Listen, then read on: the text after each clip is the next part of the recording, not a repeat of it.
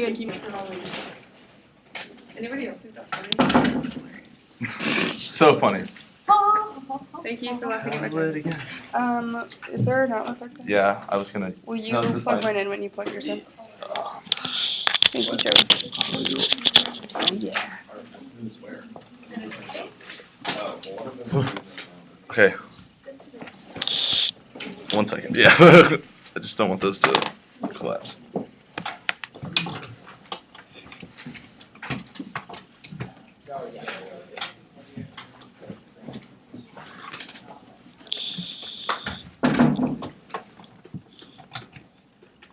We good? We got juice. Mhm. Oh, actually no.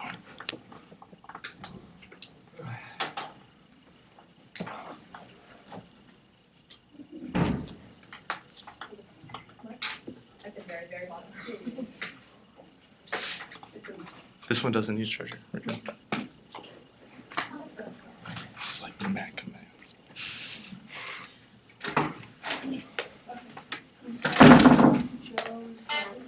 What's the resolution? What?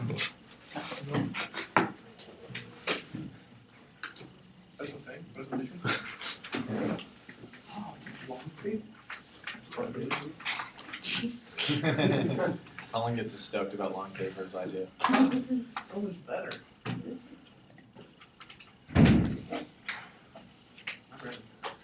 Everybody ready? Yeah, maybe. Yeah. Okay. Andy? Resolved, the United States federal government should lead an international NATO intervention in Syria against the current regime. The uniqueness of Syria has been in a 22-month civil war which has resulted in 60,000 people being left dead. Second arguments that the international community has opposed sanctions and prevented them from having arms deals, so this hasn't been very effective. In addition, there are Patriot missiles at the border and there are troops there, but no intervention has happened directly. For the arguments of NATO said that the United States is contemplating sending troops into Syria to secure the CBW as planned. The plan is to rise the United States federal government should lead a NATO intervention in Syria against the current regime. The Solomon says that the intervention would be good because it would be a joint military operation. This would take out the Assad regime and also secure the weapons that are there. Also would cause a NATO intervention, which would be treating the domestic police force. First argument, destabilization of the uniqueness is that the risk of Israel freak out is high. The first argument is that on November 3rd, there are 3 tanks that moved into the DMZ between Israel and Syria. The next day, an Israeli vehicle was attacked in the Golan Heights and was shot at Israel retaliated. The second argument is that Israel is concerned about jihadist elements infiltrating Syria on January 3rd. They had a squad bomb a Jet Research Center, which near Damascus, because they thought that it was contributing to chemical or biological weapons. On February 4th, Israeli officials also caused problems because they felt like that there wasn't going to be enough intervention. The third argument is that the Hezbollah is trafficking weapons in Syria. On January 30th, Israel shot down some of their anti-aircraft missiles and they shot down the entire weapons convoy. Fourth argument is that Turkey is destabilizing too. First, as they recently launched an airstrikes against Kurdistan workers striking. They also want to disband a Syrian refugee camp because there were fights over lack of supplies. This is also coupled with them almost contemplating thinking about declaring a state of emergency and shutting down the border because they perceive that the situation is getting worse. Also, Assad has promised a free zone to Kurds in a part of his country. This is really bad for Turkey because Turkey perceives that there are a lot of Kurds that are affiliated with terror that would go into this area. Turkey has verbally stated that it would intervene militarily if it perceived that assistance were being funneled into Syria. Thus, the length of first argument is the plan is necessary in terms of the United States doing it because it's the only ally that Israel has in the area. Also, it's good because it also creates security alliances that they will listen to. A couple reasons for this. The only reason why Israel is engaged Iran is because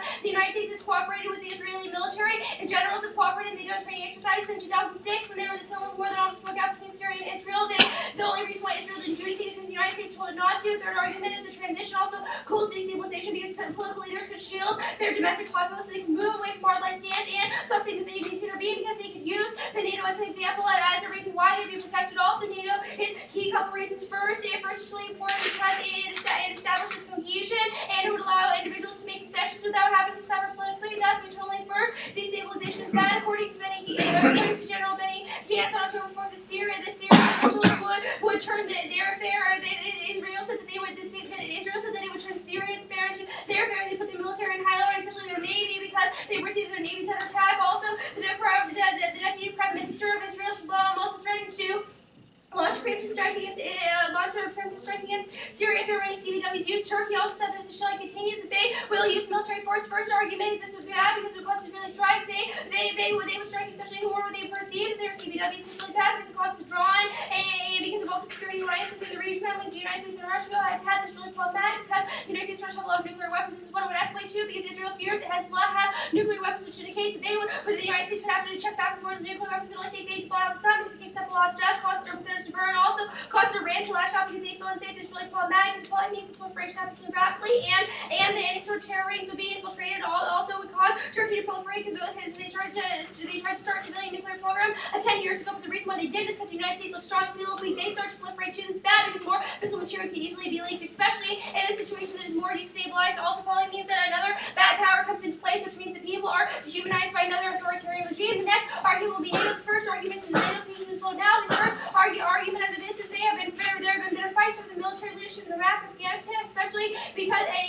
because NATO has received a lot of criticism for this. France just pulled out of Afghanistan. Second argument is that NATO policy and policymakers in the EU are being pressured to leave NATO because it's too costly to maintain because the international community feels that they're engaging in boondoggles rather than actually doing anything. The next argument is that this also makes cohesion really difficult because it's perceived to be low because it looks like the United States diplomatic agenda is dictating what's going on. For example, Obama's used a lot of domestic rhetoric, which is causing the powers to question our commitment to NATO. Fourth argument is that now is key because Kerry is focused on the East Pivot, which is worried the organization that he isn't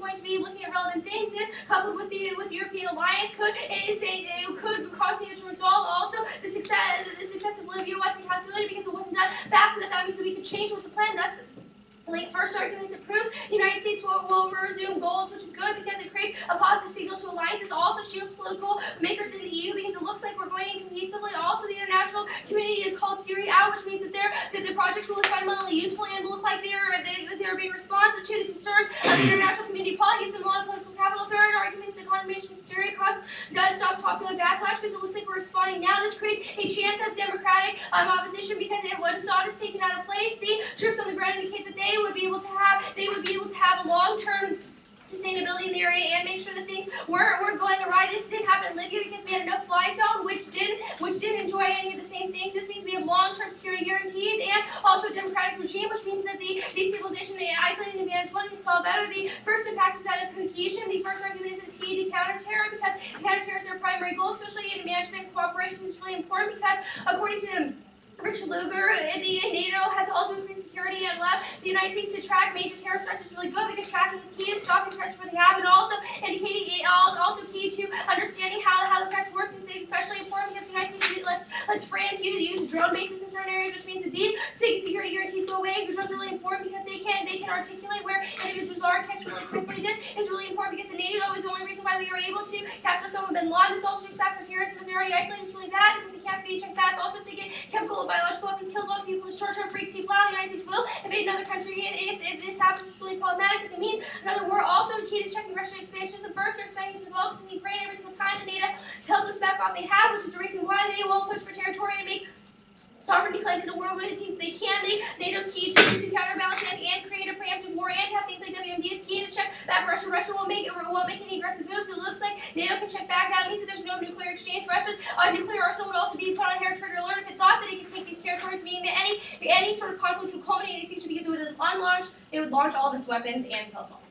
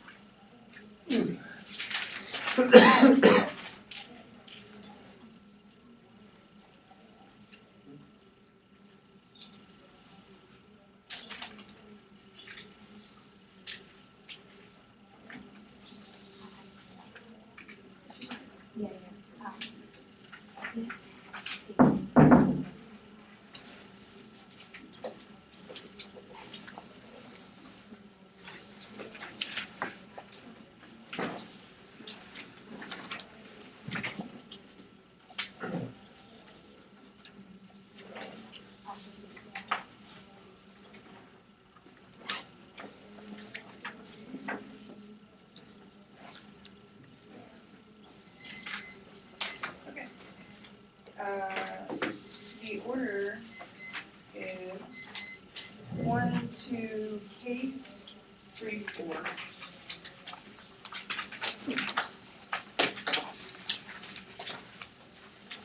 1, 2, 3, 4.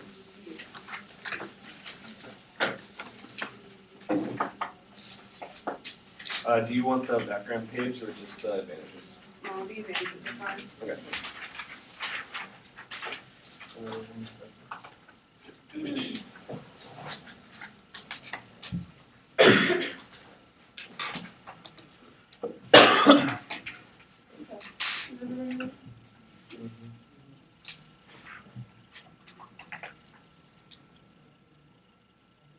Forces the interpretation of the plan must specify whether U.S. military is leading NATO forces or if this is Supreme Allied Commander Corps. The U.S. is leading the forces. This is a U.S. four-star general who is part of NATO. This is necessary for us to delineate between U.S. inside or outside forces. You don't specify no one AC.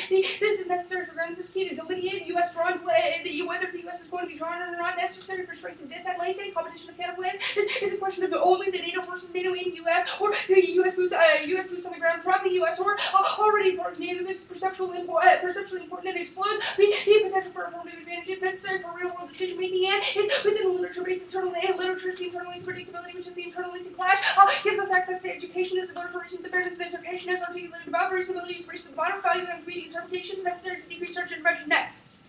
Framing complaints being discussing justifications, methodological political questions, because it renders all the renders unknowable all the consequences that they intended. Thus, representation of the ultimate form of political power, the links of that the U.S. savior mentality complex, the USFG action comes down as a moment too late to be in the Western order, which and show that the U.S. can create good. This legitimizes the project of seeing the universalization of rational human subjectivity to create a world just like us. Second is that this creates a utopian projection where the one who sees an idealized end, an impact we spread a U.S. ethic and action globally, which is the one-size-fits-all solution. Denies differences in the historical context. It's the root cause of inequality and local violences. Leads to a few impacts. First, the end of history projections. Universal goals are placed on individuals where we apply an impact. This is a misapplication of benevolence in order that there's distinct control between liberation and mass slaughter makes all violence inevitable. Next is that we blend the other with this cause of repetition and escape from English justifies decision because the laws don't justify anything in order to be able to create and purify populations. The alternative. Vote negative to reframe politics as sublime. Vote negative to reshape politics as sublime. There should question its conditional, or there should copy its conditional questions in process. Solid C. We supplement politics is necessary to check violent utopia and exposure to exclusion, which calls the way to solvency mechanism into question. This provides motivation to stop bad reform and also permutation co-ops the alternative back into the small border. No problematization of the subject and the earner would be severance would be a moving target vote for reasons stability of offense decreases fairness. You can cross-apply the analysis from topicality case. First argument is no Israeli freak out Netanyahu has to appease all soft lighters. The cabinet has become significantly more moderate post the election. Next argument is the defense minister said there would be no strike. This is something that came out after obviously he should post state tours because the election changed the perspective of the minister of defense. This never happened last week after Israel attacks Syria and Israel doesn't have the capacity to kill around second straight capabilities are underground. We and the KK strict from news would mean that your impact means that your impact doesn't happen. The Israel freak out would have happened. Would have happened the first time when they would catch Syria to catch Syria and run off guard. And Israeli freak out wouldn't come because the U.S. would not back Israel in irrational action. And the U.S. would say don't do that. On your impacts, first argument is dehumanization is inevitable. Things like Sudan, Vietnam, and Chechen rebel torture indicate that dehumanization is inevitable. You are incapable of solving other instances. Means that you can't prioritize the same act. Also, nuclear war doesn't cause extinction. Things like treaties, economic ties, and intervening actors check before your impact reaches terminal state. And fissile material is too big to steal or leak means that your impact just doesn't make really any sense. Next argument on division 2. First, the NATO was out there in dangerous collapse, and NATO would usher in a more effective EU solution, which means that we have better solvency mechanisms to leave open cooperation options in the future. This scenario, the security environment no longer requires a defense organization like NATO and EU forces, because the EU doesn't face things like Cold War fears and NATO presence, deterrence of EU defense arrangements from forming which collapse would foster this. We got to enter that would be good because they have the resource then. It would not create Russian backlash, and the states would regularly join it, which because it wouldn't be politically contentious and would reprioritize highly EU defense concerns. Next argument is that NATO has limited military capability means that there's no low member contribution and lack of relevant missions based on NATO foundation means that people don't want to participate. Also, there's no don't believe the plan will be a concerned for NATO. There's no reverse causal reason as to why NATO would overcome damage to the reputation that has already been done, and Central Asian term NATO expansion compromises Central Asian security by undermining the security bases that are also key to pressuring security, like the SCO, the Shanghai Cooperation Operation. Next on terrorism, first is terrorism is inevitable because there will always be hate and xenophobia and worse societal conditions which create desperation. We have an opportunity for terrorism, and when I see increases terrorism because you have more boots on the ground, and war terrorism is solved inevitably by U.S. drone bases operating in North Africa and intelligence sharing. Only ever since the 1ACD decreases this by decreasing relationships. Next. Okay. First, the unique relationships between the U.S. and the EU are hiding steps that we've been cooperating with the economy, and we have been looking steps towards action in the North Africa and the Middle East with them in the appointments of Kerry and the German and the Brit, who were similar view on foreign policy, specifically on developmental focus sectors. The free trade agreements are coming right now. They are estimated to cover $9 trillion worth of value, and the EU has been increasingly moving towards coordinated non-violent diplomacy, and the U.S. has not significantly military intervened in the status quo. We are only doing it in infrastructural support that links us with the plans and unexpected change in American foreign policy. Planning with Germany and Great Britain, which who both this historical context and political values, science interest in foreign policy, the use of military action as a territorial control, a mechanism for territorial control, and plaintiff's action of non-coordination to the EU and U.S. alliance, which cares more about concerns of allies than cares more about the concerns of allies than Obama's isolated for foreign policy direction. In his second term, and Kerry would be uninterested in doing this. Six charters of few internal links first is planning the ability to negotiate over trade tariffs with the EU. U.S. and EU are only two countries with agricultural subsidies on large scale. The support for agricultural subsidies is dramatically decreased. The foreign lobby asked us not to get the agricultural subsidies this year. We did it anyway, and the Europeans have moved towards food-based foreign policy and realized that their agricultural policy is more highly good and lower and with countries that is perceived as solving agricultural subsidies necessary to stop warming because of shipping costs internationally. This is the amount of information. Also, the impact is that agricultural subsidies kill 2 million people. What is the word for that? Agricultural subsidies kill 2 million people a day. No, 2 billion people live on less than $1 a day means that risk of starvation, causes structural violence. Sorry. It's like really bad. 2 million people live on less than $1 a day, which means they rely on agricultural subsidies. Cutting these off would kill these people because they wouldn't have access to food. They would die of starvation. This is more dehumanizing internally towards the advantage one because more dehumanization happens in the world of food shocks, which collapse the economy because of price shocks in the food for these individuals who survive on less than $2 a day. Also, environmental policy cooperation won't happen in a world of the one AC makes it impossible for us to collaborate with Europe, and it makes us impossible to collaborate with Europe. We're on the brink of hitting the point of no return. Means that climate change legislation needs to happen soon. We're at 398 parts per million. 400 parts per million is the tipping point. We're expected to hit that within the next decade. Means that ocean acidification becomes inevitable. This would literally poison the ocean. Make all agriculture impossible. It would also change the environment. Change environmental concerns. Makes it impossible for us. You want me to read this whole thing? Okay. Good time. No.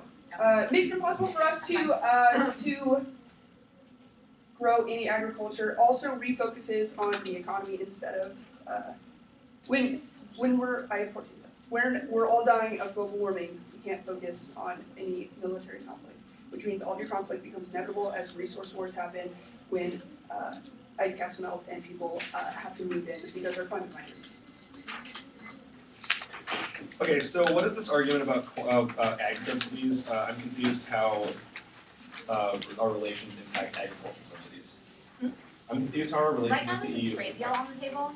There's a trade deal on the table, and this would cause them to not sign the trade deal, and that would ban ag subsidies. Or No, right now Ag it's a subsidies are trade good. deal for the U.S. and the European Union to both decrease their agricultural subsidies, but they're the only two unions that have these giant agricultural subsidies and status quo. We use it as a reason, like, oh, but Europe does it, the United States. so ag subsidies are good in a world of this said. Subsidies are bad. Ag subsidies are bad. Okay, thank you. Okay, so what does the alternative do to resolve this like representational world that you're talking about? The alternative changes, it supplements politics since it's something that can check a violent utopia that you create. You create a savior mentality, you create the savior mentality of only the U.S. is capable of fixing Wait, things. so at what point did we say that Geopolitical only the problems. U.S. was capable of solving it? That is, yeah, I mean, if you're not winning a U.S. key warrant, then I don't see a reason to do that. Okay, well, alright, fair enough. Probably read an alt-agent counterpart. I don't have that art, but Behind you. sweet. Order. T. Case. EU. Okay. EU.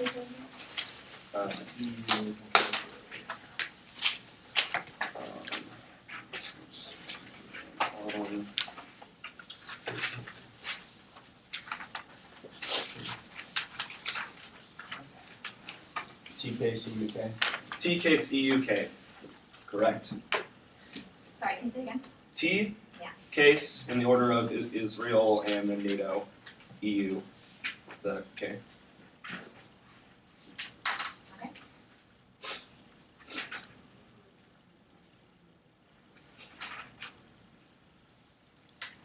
First argument is we meet your interpretation. We specify that it would be NATO-led troops, which means that we meet this interpretation. Also, the point of information should have checked this, should have asked us about this. But in the cross-section, this is uniquely key because we have a long cross-section time. Also, counter interpretation must specify the level of res, must specify the level of res. It solves most of their options because it means that that we won't only get their dissent, but also we meet our counter interpretation because we are literally just the resolution, and also the delineations really don't matter because we don't only get their dissents, and it doesn't change drawn scenarios because U.S. security guarantees from NATO allies ensure that those kinds of drawn scenarios would be inevitable, and also the literature checks abuse arguments. All of the other NATO operations, including places like Libya, all indicate that the U.S. would be supporting NATO troops, and that it would not they would not lead the invasion, but would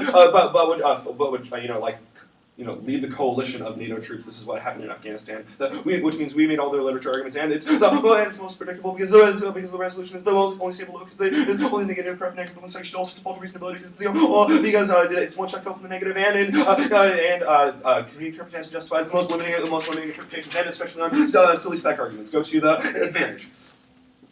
They see Israel run free. I disagree. There's a couple reasons that they would. First of all, Hezbollah is indicated that they're going to come into Israel, especially when there's massive instability across the border, and there is also jihad. Those fierce CBWs getting leaked out, which means that all of their arguments about status quo, Israel not freaking out, are reasons why they would freak out. There are reasons why they freak out in the future. They've also conceded that Turkey internally, which means we have to be able to secure Turkey and ensure that they don't latch up close to borders, cause massive refugee crisis, probably exacerbates the impact of Israeli freak out. They say that Netanyahu, peace and soft language, disagree. The fact that he moved tanks into the Golan Heights shows that the military-industrial complex still controls it, and even though the defense minister said they wouldn't do strikes.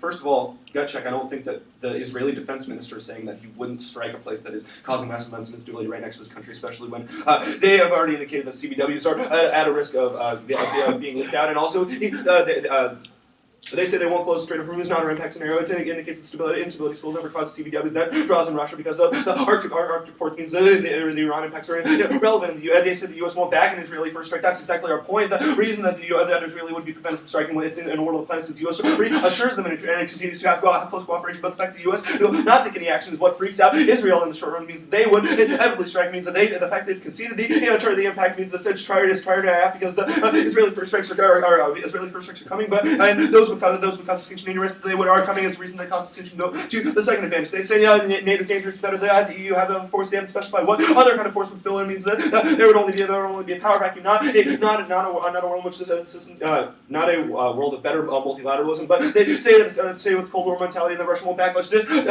This is simply wrong. The Russians are already using its Gazprom to maintain leverage over Eastern Europe, and they have already indicated a willingness to be adventurous in places like Georgia. This will be only because NATO cohesion is low, and the fact that France is pulled out of Afghanistan is being pressured internally to leave NATO because it's only perceived as being a boondoggle for the military-industrial complex. Is a reason why the plan would resolve this because it sends a positive signal that we're both responsible to the international community, but also that NATO still has a job to do in the international community, which means that takes out all of their low commitments arguments because the reason that they don't want to participate is because they perceive it as not being effective, but the plan would be perceived as effective because they conceded that the NATO-led invasion would be able to displace Bashar and would be effective, and that's key to solving Central Asian stability. We're not going to go for the counterterrorism arguments. That's probably inevitable, but our argument about Russian expansionism is probably still true because they want to counterbalance against NATO, and it would put their nuclear weapons in hair trigger look means the propensity to miscalculation is incredibly high, and that means that even if they're correct that Russia wouldn't want to start a war, their bad early warning system would necessitate a war, especially in a war where they're getting adventurous, and NATO is already collapsing. Go to the EU. These are economic things, so check it. get to that. Oh, and treaties. They say treaties and economics check. Treaties and economics don't check. The EU doesn't trade very much with Russia, and they don't have any. And they don't have any treaties with them, which means that those kinds of conflicts would inevitably escalate. Go to EU. They say free trade agreement coming. I think that we already trade pretty freely with the EU. Agricultural subsidies are also probably inevitable. There's massive corn leather, there's massive lobby in the United States and ensure that those things remain around because of things like the Iowa caucus being first in the national elections. Ensure that those kind of agricultural subsidies already in hands. France wants to continue to be protectionist over its wine industry. They are a bunch of drugs who want to keep that industry protected. Additionally, relations are already low. That's all of our uniqueness from the first advantage indicates that NATO or European countries are pulling out of NATO. That shows the U.S. EU relations are low, and the status quo means we have access to a pretty large link term. The next argument is that the plan would boost relations for a couple of arguments. First, the EU has already sanctioned Syria and is refusing to import the oil. Shows that we are committed to the same ideologies that the European Union is. But second of all, the international community's call for U.S. action in Syria probably the reason why the EU would necessarily like, especially when Britain has already had our backs in another couple of other instances, including when Germany backed us in Libya. Means that these kinds of things are obviously popular with those two major powers. But also they say agricultural subsidies are bad, but agricultural subsidies are what allows people to have food, or what allows people to have food and encourages production of that food. Means that food prices actually decrease as a result of agricultural subsidies. Means those people who live on less than $1 a day would actually be worse in the world without agricultural subsidies because they decrease the price of food. Additionally, the EU cooperation would not be able to resolve warming because we're a couple of things. First, we passed the tipping point climate scientists agree that we wouldn't have no change would happen within 1,000 years. But also the EU is already doing things like carbon taxes, and the only person who is left to do warming things is the United States, which means the U.S. wouldn't pressure them to do it because they want to continue to pollute and continue to do collective things. They also don't resolve India and China, which are the two largest polluters in the world, means they can't resolve warming. But also there's no impact of warming. They have an isolated reason why these economic refugees would cause these climate refugees would cause like any sort of instability in any particular place, and make them specify an isolated situation, but also the status quo is going to be able to resolve warming because we're developing things like green tech, and Germany's already producing 40% of its energy off solar power. Decay. First argument is representations don't matter. The first argument is the Eskimos have 18 words for snow, and that means that reality shapes discourse, not the other way around. And we don't create utopianism. We just say that the U.S. action is one way to be able to solve it, and that other actors should be able to step in. We don't preclude individual advocacy. That we should be able to act in ways that are ethically in line with bringing down the Assad regime. Means that we don't link to this criticism, but also. The K links to itself because it indicates the only way to be able to solve this through personal politics precludes the ability of the state to act, which means that there's high propensity for us to not be able to solve longer implications. Also, no impact to the K because because the U.S. Continues to act doesn't mean that.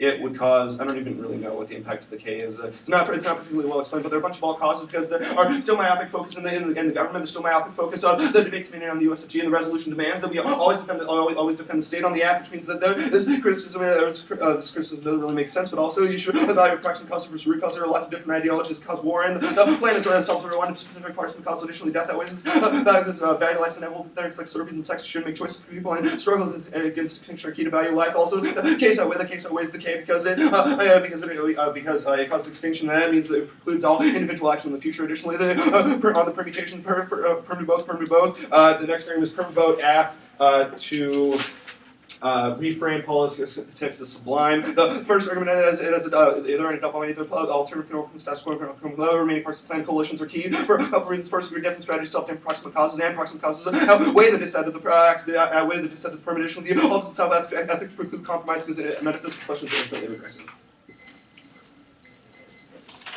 One question. On advantage 2, can you explain what you're doing with this terrorism argument to me? We're saying that terrorism, we're just kicking the terrorism module of that advantage, basically. It's inevitable? Yeah. Yeah, so what was the terrorism module? What? Who were the terrorists? Oh, I don't know. We're not going for that impact, we're going for Russian expansionism. Okay.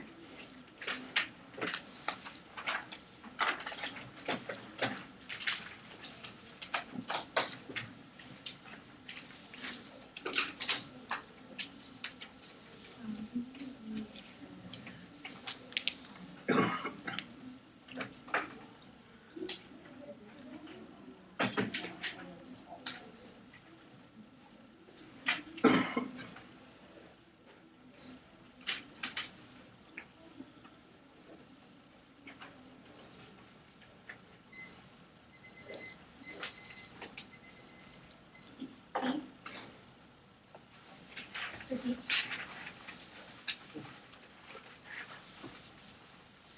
What's that? Advantage 1, advantage 2.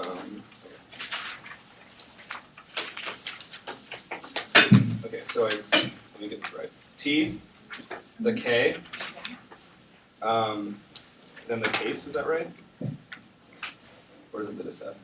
No, that's just Okay, sorry. No, it's fine, I just don't know what you're asking. Then Okay. the disad. Then the disad, Yeah, then the one easy. Okay. In order. in order, so Israel and then NATO. Okay, sweet. Thank you. No problem.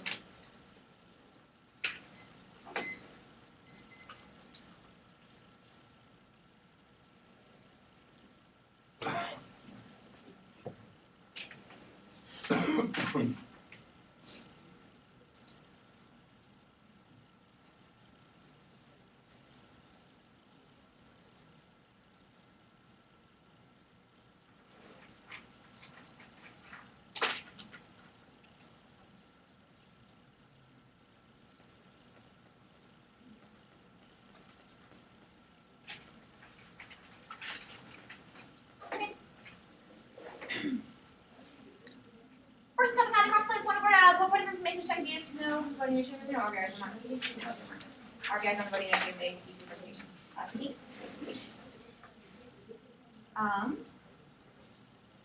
Is this a normal framework? First on the top of the framework debate.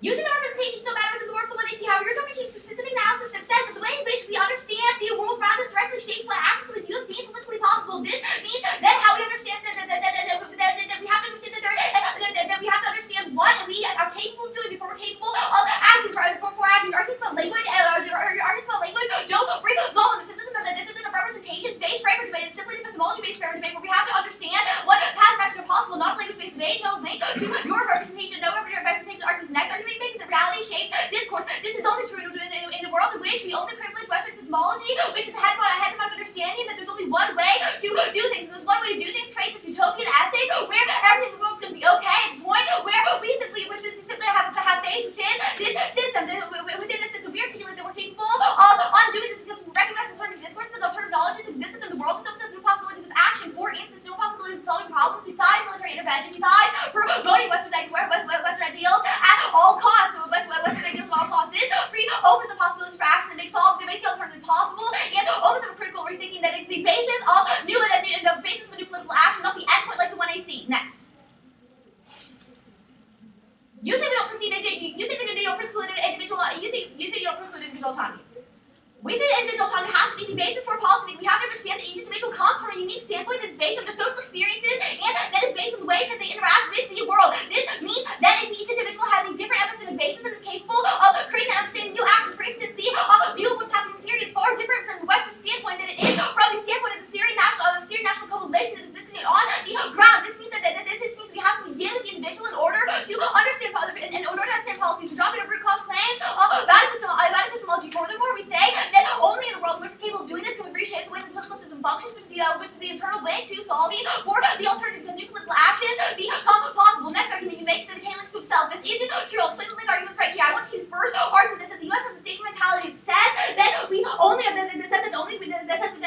will be okay as long as the United States is capable and Western influences are capable of coming in and saving the day with policies such as militarism. The idea that the only way to solve this is by maintaining the current political order is the link to the grace of the ability for individuals that exist within situations to access unique knowledge and to be able to create solutions by themselves. This puts them in a situation where we simply are putting a future upon them instead of allowing them to create agency and action that exist within status quo. This utopian project makes an idealized version, which is the link I'm going to go for, that says that at least the middle level of debate, that only we continue this process of U.S. democratization, Western influence, that everything will be okay. But you're dropping the internal the arguments that he is making on the impact of the debate, which says it simply leads to an infinite cycle of violence because our reality that we're trying to impose on the people of Syria never is able to correlate with the realities that exist on the ground because we're simply trying to force a lifestyle upon them that is not capable of happening. We want them to mimic Western democracy. We want them to use political systems like the United States and to simply be our pawns, but it's not capable of happening because of the ways in which the Syrian National Council is trying to do business within the status quo. That's the case argument that will make enough to debate. This means violence is inevitable because we're constantly going into the region to solve the conflicts that have been created because of the political instability that the United States You say myopic focus of government good. That's not true. That's why when I'll look at that, I'll turn solvency learns back. You say different causes to war. Look, there might be different proximal causes to war. We're specifically isolating that in Syria and then in these situations, if you can't create on-the-ground solutions that are going to be compatible with people's everyday lives, and there's no long-term solvency for your 1AC, because you're not capable of creating long-lasting political change. This is the idea that we need to think of a new way to engage in politics. You're not addressing the case arguments today that the root cause of this debate is the situation on the ground, allowing for these new knowledge forms to create their own situation, solving within the world of the status quo. You say that ways. Allocate's argument that says that leads to professional and infinite violence means that with the world where the impacts become inevitable, extinction is also inevitable because infinite cycles of violence mean that people simply become full of concept to promote Western ideas, but it's never capable of solving backwards. Simply creates more violence and generally leads to extinction because we only view the only thing as being able to expand our military furthermore, which means we're both into the terminal impact of extinction. The only thing that matters now is vital life today. We say that we increase vital life for people within the inner, which would be even better because we can understand what that means. Unless we understand what life means. Next in the permutation debate. Our alternative is limited politics, which is a step away from politics. We argue that the step away from politics is uniquely key because it is able to understand and the flawed truth things that we're based on. Look, we can't say the 1AC is still true. Saying that the 1AC happens, saying the 1AC is capable of solving things is prioritizing Western truth claims, Western epistemic bases over local knowledge. As we say, this is always going to be the savior mentality because because people in Syria never created knowledge. It's people doing themselves. The only way to do this is to reject the institutional focus that the 1AC uses. I want to press like Hades permutation, that disadvantage permutation, which just conceded coming out of Andy's speech. We say that the perm co-ops alternative base because it's simply incorporated this model of order. We're simply trying to make them like us, which doesn't allow for online solutions to work. In addition, we articulate that the 1AC that these actors are capable of merging within the status quo. Look, this is a really unique implication between the case arguments that we're making as well as the alternative debate. We're saying that right now, Bariki from the United Nations is working with the Syrian National Coalition in order to be able to solve the issues in a comprehensive manner, and Russia isn't going to interfere with this because the United States is going to get involved, which means Russia doesn't have to stay safe on any matter. Since the negotiations are going to work within the world within the world of the status quo, the only thing we need to do is let that happen. The United States stepping back only simply allows for alternative actors to emerge within the world of what I see. In addition, the permutation is never capable of solving these because it still uses USA mentality, which means we always think the United States is possible for the future, since we revert back to old policies in a world after the 1AC. The next argument is perm a vote after this permutation. Several times the discourse of the 1AC correspond to epistemic claims. And from double binds. We articulate that this is key. We can't do the 1AC. This is a crisis policy that says that we have to use our epistemic claims because it's just so important. We say that in this instance is key to break down the idea that these are inevitable. The only way to solve it is through the 1AC. The 1AC creates alternative knowledge as a starting base for knowledge means that we're capable of creating long-term solutions. Just doesn't get addressed. But, yes. Disadd, cross-apply, lobbies are inevitable.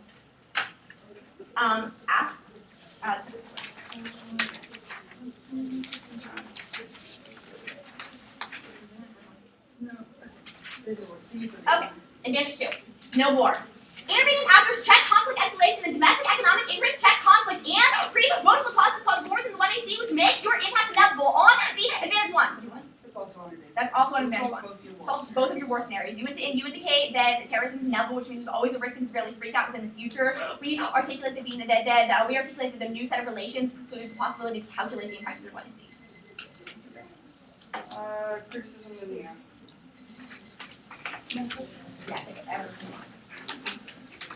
Yeah, Actually, it's the F and then the K. Okay.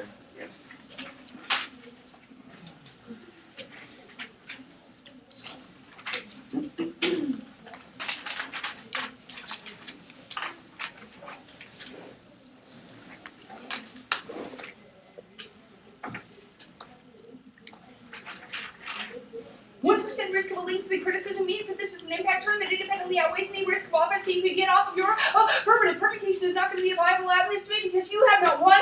Your affirmative is a good idea. I don't think that you're winning a war scenario. You are conceding several arguments coming out of the OT that say that intervening actors will check conflict escalation, which means that before your impact reaches the terminalized state, there will be other complicating factors which problematize the accuracy of your impact predictions. Also, you concede arguments that say that domestic economic interests will also check conflict, and you make arguments that say that proximal causes proximal cause war, which means that the 1AC impacts happen inevitably. You also concede arguments that say that terrorism is inevitable, which means there is always a risk of freak out in the future, means that all of your war scenario becomes absolutely inevitable. Evaluate the case with a very low impact is not reverse causal. They have not proved an instance of reverse causality in the world of the 1AC, which means that all of your impacts become inevitable. The Impactee case proves that the impacts can be triggered or solved by several other things that are several other things that are separate from your app, which means that your app is not key. This is this side of the permutation, because any incorporation of the app is problematic from a policymaker lens. Okay, because it's unnecessary. Okay. The next extent of the permutation is the co-option. Is that this argument goes conceded coming out of EMG. We argue that co-option is a better prediction of how coalitions will break down without an incorporation. This is not an incorporation of different strategies, but instead it is descriptive of how coalitions break down in a way that they get co-opted. Look, you are a description of how they will initially form. You say that coalitions will initially form. Our argument is that yes, coalitions may initially form. This may initially seem like a net benefit of the permutation. However, they will break down as they get co-opted by internal forces, which means that the savior complex is absolutely inevitable because we always revert back to old policy making. You are predictive of the first step, but you fail to compensate for the second or third step of the policy making line, which means that your permutation does not have a net benefit. This functions as a discount of the permutation that independently outweighs any sort of benefit that you could get from building things like coalitions. Also, the reason to prefer the alternative alone is that we are capable of accessing an increase in value to life, which means that look, if there's not value to life, then there's no impact to death, which means that all violence can be justified. All violence is justified if there's a 1% risk of alien to the criticism, which means that we outweigh the case by solving the causal claims that result in the 1AC impacts.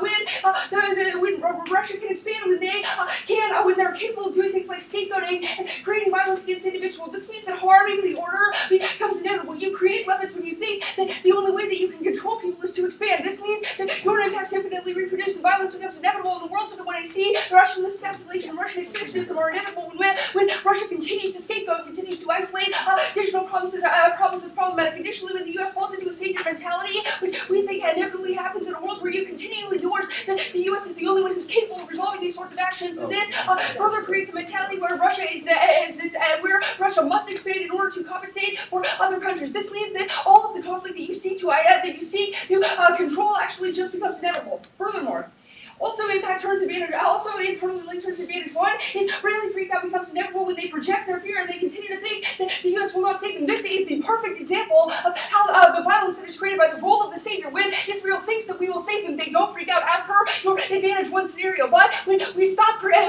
saving them, then that is what triggers them to be violent. This is a very clear example of our criticism argument. Look, they say the only thing that keeps Israel in line is the U.S. protecting Israel.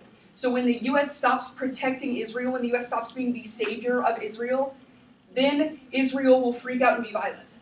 That is the perfect example of how our criticism works.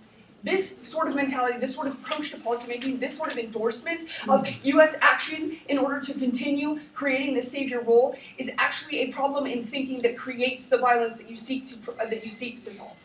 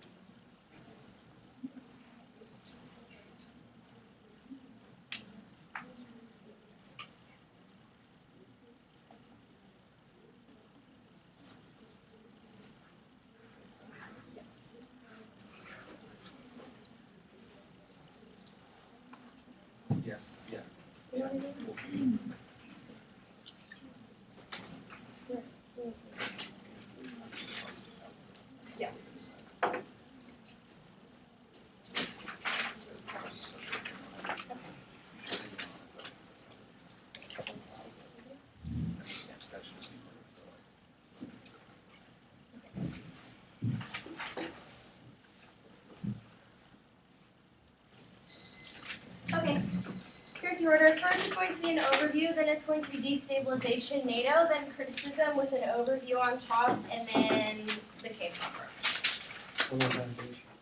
So destabilization NATO, K with an overview on top, and then the K proper. Excuse me, advantage 2 and then the K. Advantage 1 and advantage 2.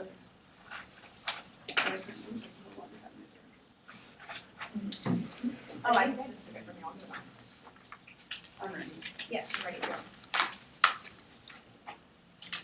This debate is not a question of inevitability, it's a question of what and what conflicts erupt and spill over. Wars is going to be the problem. You conceded the arguments are our first advantage. It does not matter if the United States doesn't intervene because somebody else will strike. This means there's not an impact to the K. It's very simple. You say the West is bad, and Western influence is bad. Well, too bad the Turkey will intervene and they follow the same ideologies of the United States. The answer is Israel, probably a reason why all these things will be resolved. We do not answer the specificity of our advantages. Game over for you. Let's go there now first. I extend the argument that Turkey is saying that they're going to declare a state of emergency, that they will invade if the shellings continue. Also, extend that Israel said that if they perceive that CBWs will have it, they will invade. This is really problematic. All of your arguments about United States savior mentality are not resolved because empirics are on our side. In 2006, the reason why there wasn't wars was because there was an allied relationship. That's our argument. Their war did not bring out Syria because of the ways we interact with them. Also, an allied relationship is reciprocal, which indicates we are forcing them to do anything. It's not an issue of saving them, it's an issue of backing them up when there are problems. Even if you win with the criticism that this is that these impacts are inevitable in the long run, our argument is in the short term. It stops us from all dying and stops us from being dehumanized, which is probably a good idea. Go down to the bottom. All the arguments we need is that Israel strikes cause extinction. Even if we can prevent this in the short run, it is a lot better because then we can ponder the things that they want to discuss on the perm, but we'll get to that there. And do you need anything else? Sounds good. Can you go to NATO? Only a couple arguments we need. United States security guarantees are really important. You have conceded the argument that these are key to checking things like Russian expansion. Your argument is spreading the West is bad. If we can check Russia means no more expansionism into these areas, probably resolves all these issues. Not a word breathed on this impact. I should have a massive way to be able to extrapolate it, especially when there's not a single word breathed on it. We're not going for terrorism. If it's true that terrorism is inevitable, it means that scapegoating is also inevitable, which means the criticism is also inevitable. The impacts are inevitable. That's the only thing that you really need to consider is in the short run, do we prevent extinction? Yes. Do we prevent the dehumanization associated with it? Yes. That's our argument. War is dehumanizing. Even if terrorism is inevitable, the U.S. assurances prevent Israel from lashing out. Yeah, yes, and even if terrorism is inevitable, the United States assurances prevent Israel from lashing out in this way. It is an issue of the framing of policy, right? It is an issue of keeping the international community together. They do not provide you what a worldview looks like after the criticism. They just say, well, it's going to be a lot better when there's not savior mentalities. That means that nations have to fend for themselves. Think about what the impact is. It means that they're not alliances because somebody is always going to try to be saving somebody, which is problematic. That means that all the conflicts we have isolated, Turkey would have lashed out. There would have been a war there. Israel would have lashed out. Probably would have been a war there. Russia would try to take the territory. Probably would be a war there. That is a pretty terrible world to live in. They do not articulate to you what that world looks like, and I'm telling you that that is a vision that, in fact, they're selling you in a cute little package. The next argument is, yep. I think that the articulations about the policy implications of nations being forced to fend for themselves is not only an argument that could have been made in the MG and was not, but is also a new comparison between the 1AC solvency and the world of the alternative that is just a discussion that begins in the PMR. I think, well, in my opinion, it feels like it's weighing proximate versus root causes and discussing what a world of the alternative looks like compared to a world of the AF, which is basically the whole thesis of the MG answers. That's a panel. Okay. Let's go to the criticism. I should be able to get massive leeway in this criticism. It's literally 45 seconds in the very first speech and then it's exploded in the ammo. That means I should get golden PMR response. The very first argument we want is dirty hands inevitable, least ethical paralysis. That means there isn't ever solved TVs. We'll just sit around and think about what we should do rather than doing anything. That means individual action is precluded. That's our argument. You go for it. We need to act individually. Well, too bad we can't because we're too busy trying to figure out what we should do. For example, should I not be tapping my foot right now because maybe I'm squishing a bacteria or something? Probably questions we have to think about. You say that this would create bad types of knowledge. We have articulated the indigenous populations have 18 words for snow. That is a reason why this is a rupture in the Western way of thinking that there are different ways we can look at something can mean the same thing. Probably a good argument for us. You say that individual autonomy is good. We say yeah, that's fine, but we say that our epistemology is based in this state being able to solve better. You do not respond to that argument. You say we need to individualize this, but no, we need to stop people being killed in order for them to actually self-actualize. That's our argument. I've already answered the savior mentality. You say the current order is bad, but we say that this would be a step in the right direction, and it wouldn't even matter because Turkey or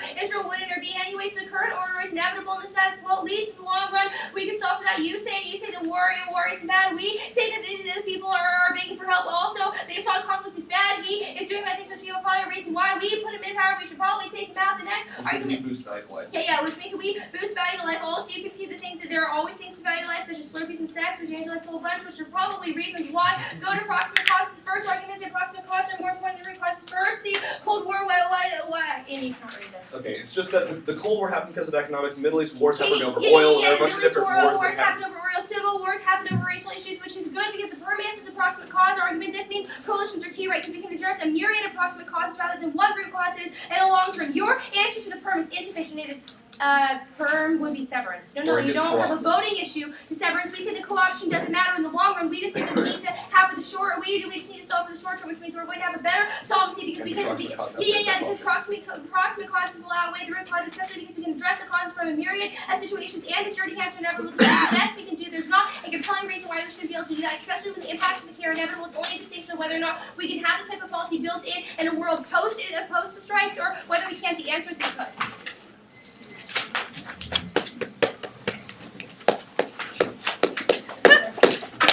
I thought it was a good debate. It was a great debate. Guess not.